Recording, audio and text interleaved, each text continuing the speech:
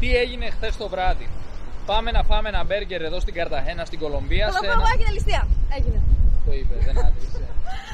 Λοιπόν, basically πήγαμε να φάμε, αράζουμε στα τραπεζάκια με τις πλαστικές καρεκλίτσες. Ένα ανοιχτό μέρος το οποίο βρίσκεται πάνω στον δρόμο, περνάνε τα αμάξια κανονικά και εμείς καθόμαστε σε ένα τραπεζάκι, όχι το πρώτο, όχι το δεύτερο, στην τρίτη σειρά.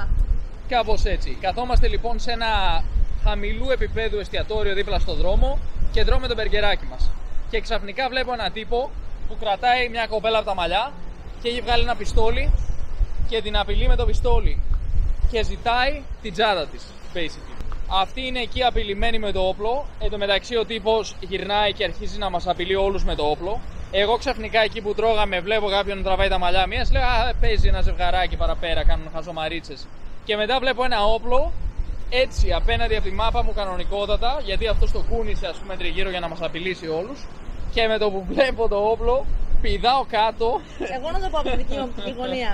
Λοιπόν, να σας πω ότι εγώ δεν είδα τίποτα βασικά. Γιατί εγώ ήμουν η μόνη στο μαγαζί που βρισκόμουν λίγο πίσω από ένα τυχάκι. Και ξαφνικά βλέπω όλους να αρχίζουν να φρικάρουνε. Ο Κωνσταντίνος σηκώνεται, αρχίζει να τρέχει προς τη γωνία. Όλοι στο μαγαζί άρχισαν να σκύβουν και να πηγαίνουν προς τα πίσω. Λέω τι έγινε, παιδιά, ήρθε και ένα λιοντάρι, ας πούμε, να ανακαλυφθώ. Και μετά κατάλαβα ότι υπήρχε ένας με όπλο, ο οποίος θα γυρνούσε από εδώ και από εκεί, απειλώντας και να πάρει την τσάντα, την οποία πήρε βέβαια, και εξαφανίστηκε το μηχανάκι. Πήρε την τσάντα, εξαφανίστηκε. Εμείς πάθαμε σοκ φυσικά. Λέμε τι έγινε μόλις τώρα. Κάποιος έσκασε μύτη με όπλο εκεί που τρώμε το μπέργκερ μας. Για καλή μας τύχη δεν λίστεψε εμάς. Φορούσαμε ρούχα περίπου σαν αυτά που φοράμε τώρα. Ένα απλό αμανικάκι. Βέβαια, εμείς είχαμε τον drone μαζί μας. Εμείς είχαμε drone. Την κάμερα που κρατάμε τώρα. Κάμερα, κινητό και γύρω στα 200 ευρώ ξέρω εγώ πάνω μας που μόλις είχαμε βγάλει από το ATM. Ναι, είχαμε μόλις γυρίσει από το ATM. Λοιπόν, ο τύπος λίστεψε ξεκάθαρα το λάθος άτομο. Δεν ξέρω αν δεν κατάλαβε ότι είμαστε ξένοι, αν δεν μας είδε καλά, αν άρπαξε την πρώτη τσάντα που βρήκε και έφυγε. Ή αλλά αν ήταν αισθητό, δηλαδή. Αν ήταν αισθημένο, δηλαδή. Αυτό, ναι. Κάποιοι μας ρωτούσαν, κάτι παιδάκια, μας ρωτούσαν πριν στο Φιλικατζίδικο από πού είστε, από Ελλάδα, τους λέμε. Α, τέλεια, λένε από Ελλάδα, αυτή είναι από Ελλάδα. Μετά από 10 με 15 λεπτά έρχεται κάποιος και κάνει τη ληστεία στο μαγαζί που τρώγαμε μετέπειτα από το ψυχιατρικό που έχουμε πάει. Δεν ξέρω αν σχετίζεται. Υπάρχει πιθανότητα, εννοεί η Νίκη εδώ, να μας έγινε κάποια καρποτή εκεί από τα παιδάκια που τους είπαμε γεια σας, είμαστε από Ελλάδα και μετά μας είδαν να περπατάμε στο μπεργκεράδικο. Να είπαν σε κανένα ξάδερφο, α, ξέρεις τι, έχει κάτι Έλληνες εδώ. Ήμασταν σε μια φτωχογειτονιά που τη λένε Los Alpes, είναι πιο πολύ για ντόπιους, δεν έχει πολύ τουρίστες, ας πούμε. Κανέναν δεν έχει βασικά. Μας κοιτούσαν δηλαδή όλοι με το που σκάγαμε μύτη οπουδήποτε, μας κοιτούσαν σαν να είμαστε έκθεμα από μουσείο. Τέλος πάντων, μπορεί δηλαδή να έγινε κάτι τύπου. Κάποιος είπε σε κάποιον, α, έχει κάτι Έλληνες εδώ, ή κάποιος που είναι ψιλοκλεφτρώνει να άκουσε, Έλληνες, ας πούμε, να άκουσε τα παιδάκια να μιλάνε, πού είναι σε αυτό το μπεργκεράδικο, πάμε. Και τι δηλαδή να μπέρδεψε, ας πούμε, αυτή την κοπέλα. Τα λάθος άτομα, γιατί δεν έμοιαζαν πολύ Κολομβιανοί συγκεκριμένοι. Μοιάζαν λίγο ξένοι, τώρα μπορεί να μπερδεύτηκε και να λέει αυτό. Γιατί να πούμε κιόλας ότι αυτή ήταν ζευγάρι σαν εμάς. Ήταν δηλαδή μια κοπέλα και ένα αγόρι. Δηλαδή, αν έχεις το Θεό σου, ο τύπος πάει σε ένα τραπέζι με ένα ζευγάρι, αρπάζει την κοπέλα από τα μαλλιά μπροστά στα γόρι της, της βάζει ένα όπλο στον κρόταφο και της λέει: δώσε μου την τσάντα σου. Δεν ακούγεται καθόλου φυσιολογικό αυτό το σενάριο. Τώρα. Εντάξει, αλλά μας είπανε γενικά και οι ταξιτζίδες που ήρθαν μετά ότι είναι φυσιολογικό αυτό στη γειτονιά, ότι είναι συχνό φαινόμενο και ότι δεν του φαίνεται περίεργο γενικά. Ναι, η αλήθεια είναι ότι το λέμε σε ένα ταξιτζί και λέει εντάξει, αυτό γίνεται συνέχεια εδώ πέρα.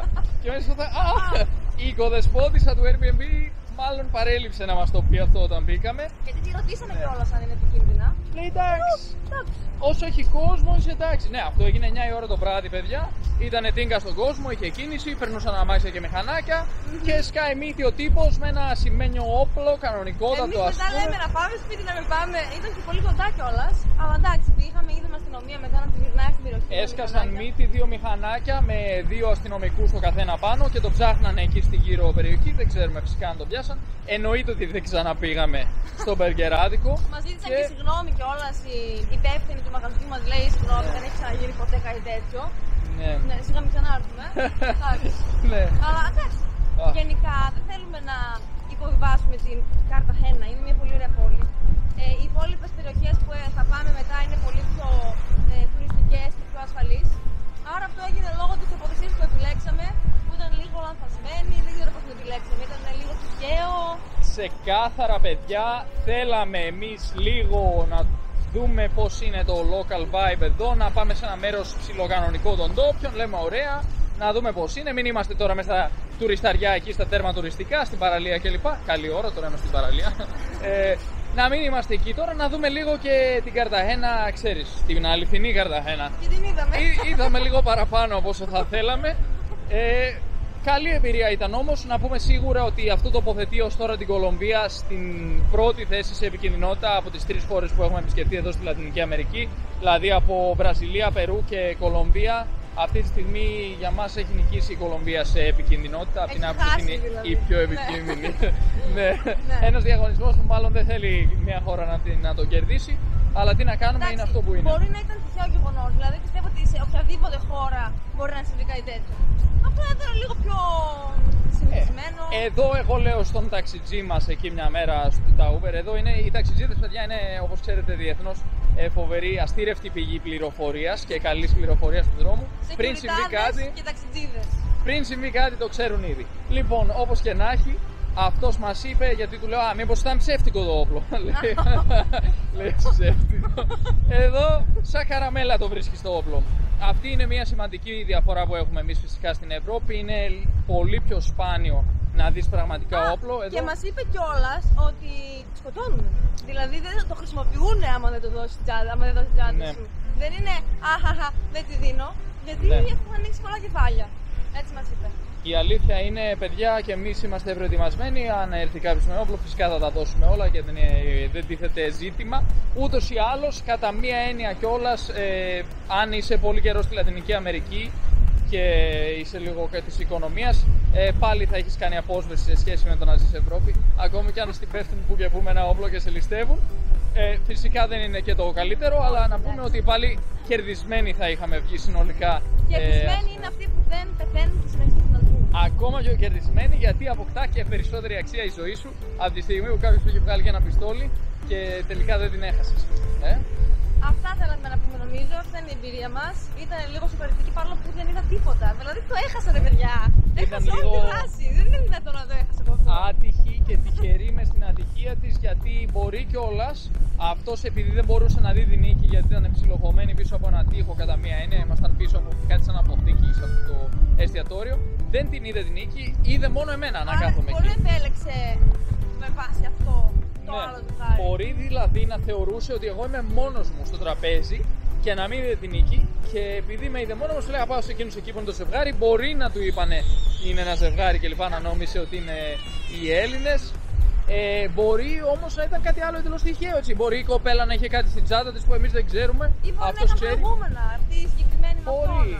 Γενικά δεν είναι όλα ρόδινα και ωραία όπως εμείς στην αρχή ήρθαμε εδώ πέρα, αλλά είναι ασφαλή όλα τα πράγματα. Χαζομαρίτσες, ο κόσμος υπερπάλλει. Εγώ στην αρχή έλεγα εντάξει, υπερπάλλει ο κόσμος, όπου και αν πας, ξέρεις, θα πρόσχε. Βλέπεις πώς κοιτάνε το κινητό σου όταν βγάλεις έξω. Εμένα από μικρό παιδί μου έλεγε η γιαγιά μου, όταν βγεις να προσέχεις, παιδί μου, κλέβουν εκεί έξω, είναι επικίνδυνα.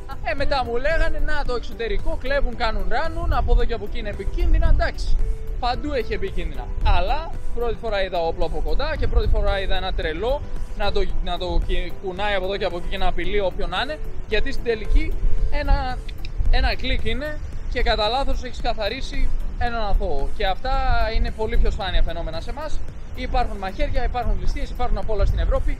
Αλλά όπλα δεν βλέπουμε έτσι για πλάκα. Μιας και μιλάμε για κλικ, πατήστε λίγο και αυτό το κλικ, ρε παιδιά, το subscribe και το like και κάντε ένα σχόλιο να μας πείτε τι πιστεύετε για την εμπειρία μας στο YouTube, όχι στο Facebook, έτσι. Και τα λέμε στο επόμενο βίντεο. Ciao παιδιά!